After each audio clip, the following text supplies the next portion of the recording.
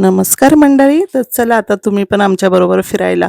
आम्ही बघा कुठे चाललो आहे. आम्ही चाललो आहे खोपोलीला. खोपोलीला आहे ना, श्री सिद्ध तपस्वी गगनगिरी महाराज पाताळगंगा तीर्थक्षेत्र आहे आणि तिथे त्यांचा मठ खूप सुंदर आहे आणि खूप दिवसापासून आमचं चाललं होतं की आम्हाला जायचं आहे. तर आता आम्ही सगळे असे निघालो आहे. ताई सगळ्यांना हाय करताय तुम्हाला. आणि बघा सगळे आमचे मुलं मुली सगळे एन्जॉय करत करत आम्ही आता चाललोय ट्रेननी. हे खोपोली स्टेशन आहे. आणि खोपोली स्टेशन पासूनच समोर एक छानसं असं मंदिर पण आहे. तिथूनच आपल्याला बाहेर पडायचंय. तर हे शंकर भैरवनाथांचं मंदिर आहे आणि इथून आहे ना सरळ रिक्षांची लाईन लागलेली असते. तर फक्त इथे 20 रुपये शीट आहे आपल्याला मठापर्यंत जाण्यासाठी. तर हे सगळे जाणारी गर्दी आहे ना, सगळे तिथे मठाकडे जाणारीच गर्दी आहे. तर आम्ही पण आता बघा सगळे असे एकत्र छान निघालेलो आहे एका रिक्षामध्ये. आणि इथून जवळच आहे म्हणजे आपल्याला काही जास्त पण टाइम लागत नाही. 5 ते 10 मिनिटावरच आहे मठ. तर आता तिथे आपण पोहोचतच आहोत. आणि वातावरण बघा किती छान झालेलं आहे. वातावरण सकाळचा टाइम होता 10:30 ते 11. व्हीटी स्टेशन पासून आम्हाला ना इथे यायला 2 ते 2.5 तास लागले. तर मग आता इथून आम्ही ना सरळ आता थोडं आपल्याला 5 मिनिटं पुढे चालायचं आहे. आणि एवढं छान वाटत होतं म्हणजे असं सगळं एकदम निसर्गरम्य वातावरण आहे इकडे.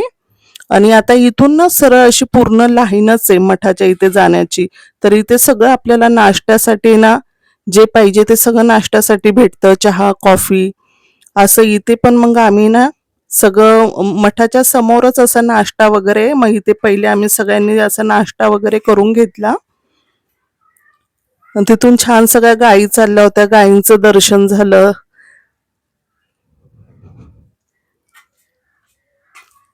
मग इथे सगळ्यांनी जे पाहिजे ते ज्याला हवं तसा नाश्ता केला. आणि मग आम्ही आता इथून मठाकडे आतमध्ये जाणार आहोत. जास्त काही गर्दी नाहीये.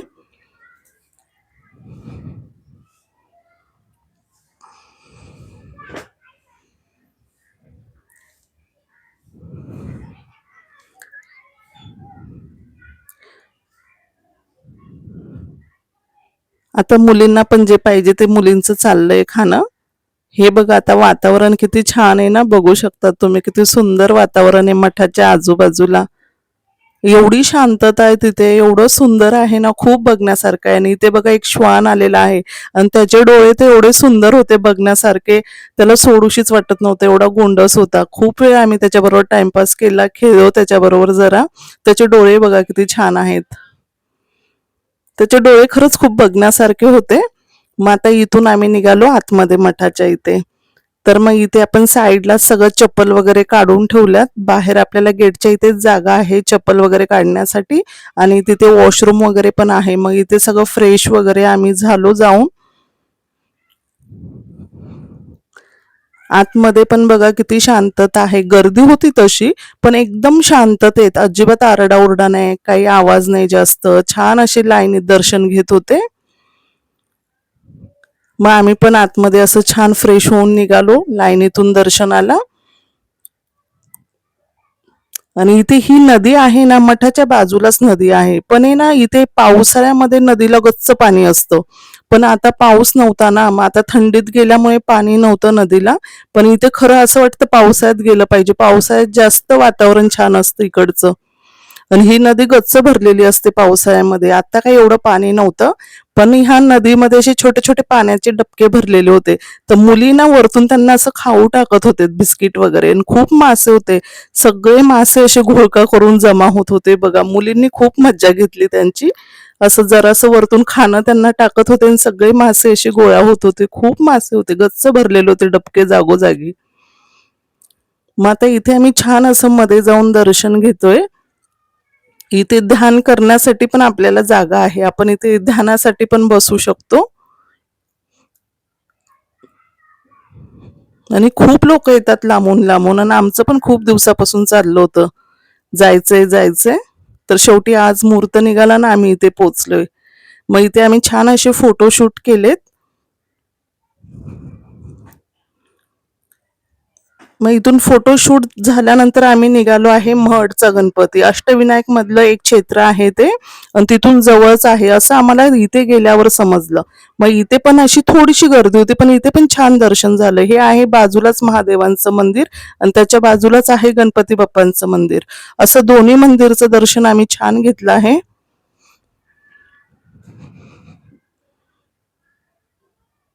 मग इथनं आम्ही निघालो असं गल्लीतनं सगळं असं म्हणजे आपण देवाचं जे सामान वगैरे साहित्य भेटतं ना, ती सगळी गल्ली अशी भरलेली होती. त्या गल्लीतनं आम्ही असं जे पाहिजे ते अशी थोडीशी खरेदी केली, नाश्ता वगैरे केला. मग तिथून पुढे अजून एक मंदिर होतं, तर मग आम्ही निघालो आहे त्या मंदिराकडे. ते पण पोचलोच तिथे आम्ही जस्ट. आणि इथे ना महादेवांचं बद्रीनाथांचं मंदिर आहे.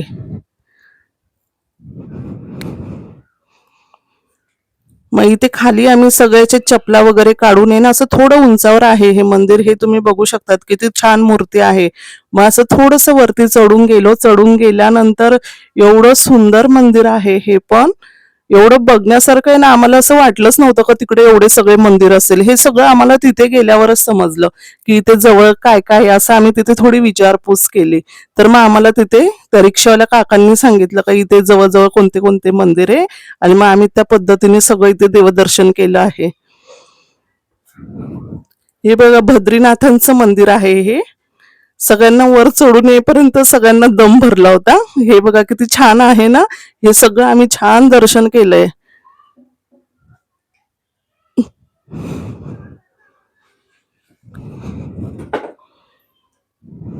एवढं असं ठरवलं पण नव्हतं आम्ही, फक्त आम्ही खोपोलीला मठामध्ये चाललो आहे गगनगिरी महाराजांच्या दर्शनाला म्हणूनच निघालो होतो. आणि तिथे गेल्यावर मग आम्ही थोडी विचारपूस केल्यावर आम्हाला समजलं की जवळ आसपास काय काय आहे. त्या पद्धतीने आम्ही हे सगळं जाऊन दर्शन केलं एका दिवसामध्ये.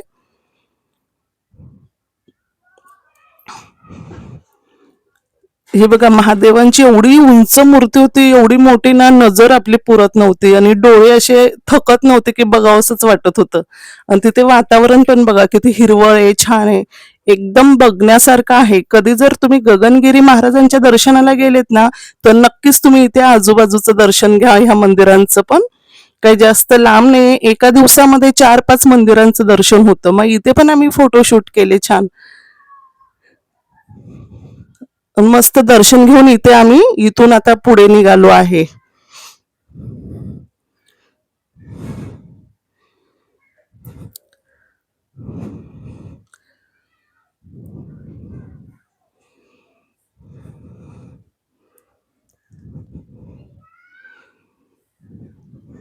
आता पुढे ना इथे बघा काय आहे. इथे ना श्री मंदिर पंचायतम महाद्वार, इकडे साईबाबांचं मंदिर, मारुती मंदिर, गणपती मंदिर आणि भवानी मातांचं मंदिर, असं 5 मंदिर इथे ना एकदम लाईनीत आहे बघा. एकाच जागी आहे, असं थोडं उंचावर चढून गेलो एकाच जागी 5 मंदिर आहे. किती बघण्यासारखा नजारा आहे. एवढं सुंदर आहे इथे पण, खूप छान. हे नवीनच झालंय, आम्हाला तिथे गेल्यावर समजलं की हे नवीनच झालेलं आहे बांधकाम सगळं. पण खूप छान आहे आणि एवढं बघण्यासारखं आहे ना हे पण. एका लाईनीमध्ये हे एवढे छान वाटतात ना 5 मंदिर. म्हणून ह्या 5 मंदिरांमुळे इथे नाव दिलेलं आहे पंचायतम. मग इथे पण आम्ही छान सगळं दर्शन घेतलं. परत इथे पण फोटोशूट केले छान आम्ही. ह्या मंदिराचा पण परिसर खूप मोठा आहे आणि खूप बघण्यासारखा आहे. तर अजून ना इथून अजून एक मठ होता स्वामी समर्थांचा, तर आम्ही तिकडे पण गेलो होतो. पण तिथे मठाचं काम चालू असल्यामुळे तिथलं आम्हाला व्हिडिओ करायला नाही भेटला. पण आम्ही ते पण दर्शन करून कर्जत स्टेशनला परत आलो आणि संध्याकाळी 8:30 पर्यंत घरी आलो. तर तुम्हाला कसं वाटलं मग हे आजचं देवदर्शन? तुम्हाला जर व्हिडिओ आवडला असेल तर नक्की चॅनलला लाईक करा आणि सबस्क्राईब करा. आणि तुम्हाला जर आवडलं असेल सगळं आपलं देवदर्शन तर छान छान कमेंट्स करा. चला मग भेटूया आपण अजून एक नवीन व्हिडिओ मध्ये. तोपर्यंत सगळ्यांना बाय.